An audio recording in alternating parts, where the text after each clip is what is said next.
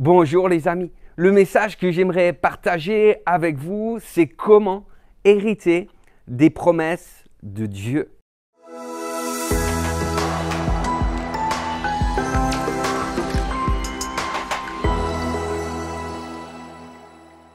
Avez-vous déjà eu l'impression que ce que vous voyez dans votre vie ne correspond pas à ce que Dieu dit dans votre cœur?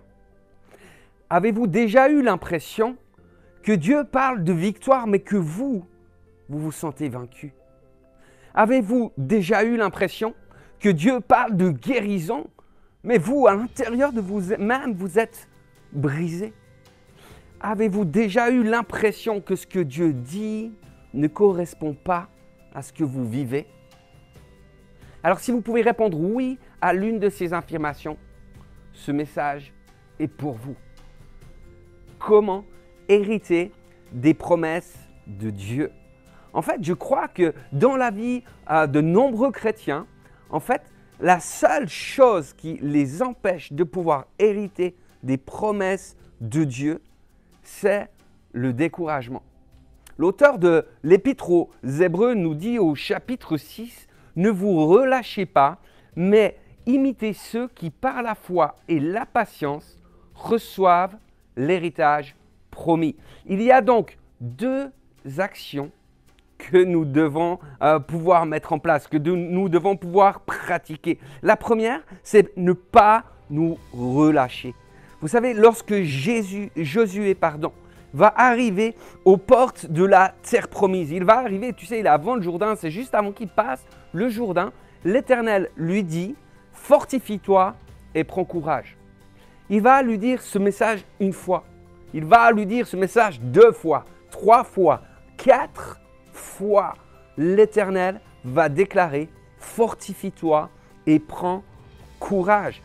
Tu vas peut-être penser que je simplifie les choses, mais quand quelqu'un est plein de fougue, tu sais qu'il est prêt à en découdre et qu'il a vraiment la niaque, tu sais, tu vas lui dire « Attends, wow, calme-toi, ne te précipite pas, observe les choses, regarde les choses, établis un plan et après tu y vas. » C'est vrai, c'est pas vrai.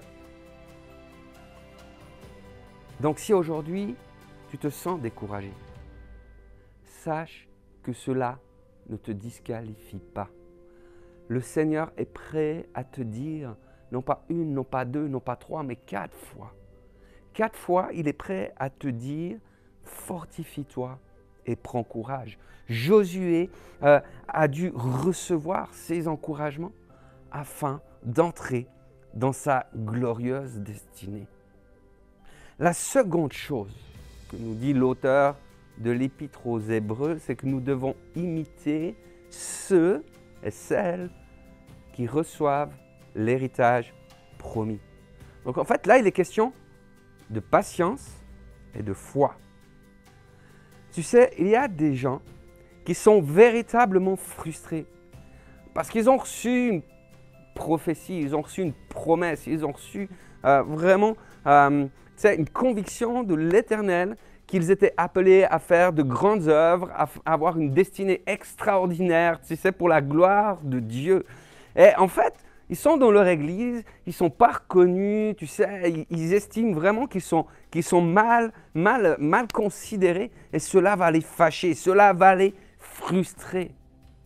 Mais en fait, les amis, quand on désire avoir un ministère d'impact, vous savez, on doit imiter celles et ceux qui nous ont précédés, celles et ceux qui ont hérité des promesses. Un ministère d'impact, un ministère visible.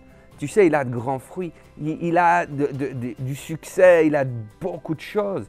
Mais souvent, on ne réalise pas qu'il a fait tout un chemin, qu'il a vécu toute une histoire et qu'il y a un temps de préparation pour conduire à cela, pour arriver là où il en est. Tu sais, nous, on regarde le produit fini, mais on doit pouvoir se laisser inspirer au-delà. On doit imiter la foi et la patience de ceux-ci. Vous savez, Josué était un homme qui aimait prendre du temps dans la présence de Dieu. Et lorsque Moïse l'a envoyé avec les 11 espions pour savoir ce qui se passait dans le pays de Canaan, il était le seul avec Caleb bien sûr, mais à croire dans les promesses de Dieu. Et malgré cela, les amis, il s'est retrouvé dans le désert avec les autres, à errer pendant 40 longues années. Tu sais, pour beaucoup, ils auraient crié à l'injustice. Mais Josué, il a su persévérer, il a su garder la foi. Et parce que cet homme fidèle a su garder son cœur, Dieu a élargi son autorité. Et il est passé d'un homme qui avait déjà la foi, qui avait déjà raison, mais que personne n'écoutait, qui n'avait aucune influence. Il est passé à un leader reconnu, estimé et respecté de tous. En fait, Josué, par sa fidélité, il a réussi à changer l'atmosphère présente dans le peuple de Dieu. Lorsque Josué, plus tard, arrivera devant Jéricho, donc on est après 40 ans de désert, on voit ça dans Josué 6. Il nous est dit que la ville était fermée et barricadée, que personne n'en sortait et personne n'y entrait. Et là, Dieu dit à Josué, « Regarde, je livre entre tes mains Jéricho et son roi, ainsi que ses vaillants soldats. » Tu sais, Jéricho était à une position stratégique en fait sur le territoire de Canaan, sur ce qui deviendra plus tard le pays d'Israël. Parce que, en fait, si cette ville tombait, c'était vraiment une ville qui était avec de gros remparts, de grosses fortifications, parce qu'elle était à la frontière. Si cette ville tombait, en fait, c'est comme s'il gagnait le territoire tout entier. Tu sais, c'était vraiment une percée extraordinaire. Et souvent, lorsque nous-mêmes sommes sur le point de réaliser une grosse percée, on se retrouve face à des murailles, face à des remparts, des villes fortifiées, barricadées. Il y a des tireurs d'élite. C'est vraiment un problème. Et lorsque tu regardes ça avec les yeux de la chair, avec les yeux humains, tu te dis, laisse tomber. Laisse tomber, ça en est trop. C'est le combat de trop. Mais en fait, les amis, la foi va nous permettre de changer de perspective. En fait, la foi va nous permettre de voir les choses de la même manière que Dieu. Ça veut dire qu'on va prendre de la hauteur. On va s'élever en dessus des murailles. Et on va voir que, en fait, l'ennemi qui nous intimidait, en fait, c'était barricadé à cause que lui-même était intimidé. Il avait peur de l'arrivée que tu allais faire. Et vous savez, je me demande combien de personnes se sont arrêtées alors qu'ils étaient finalement devant ces murailles de Jéricho, ils étaient devant les portes barricadées, ils se sont arrêtés comme tétanisés par le combat qui venait. Combien de personnes ont abandonné leurs rêves? Combien de personnes ont abandonné l'héritage que Dieu voulait leur donner? Combien de personnes ont abandonné leur mariage? Ont abandonné leur ministère? Ont abandonné même Dieu? J'aimerais te dire quelque chose aujourd'hui.